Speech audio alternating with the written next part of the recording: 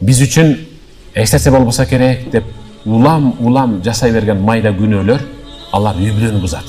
Анан неге мен ушундай болуп калдым, неге мен үй бүлөм бузулуш керек деп кимдир бирөөлөрдү маалып жаман көрүп жүрө беребиз. Майда күнөөлөрдү төмөн санабагыла, анткени заңкайган аска тоолор да эгер майдаласа кумга айланат. Ошол майда кумдан тоолор түптөлгөн. Тоолорду дагы Аллах Таала алгач кум кылган. Анан кийин таш. Заңкайган таштарды эгер жанчый турган болсок майда кум болот. Чоң күнөө зина мисалы.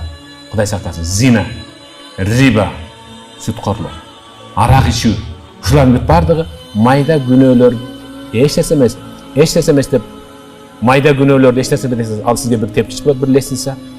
Дагы кол шилтей берсеңиз экинчи лестница болот.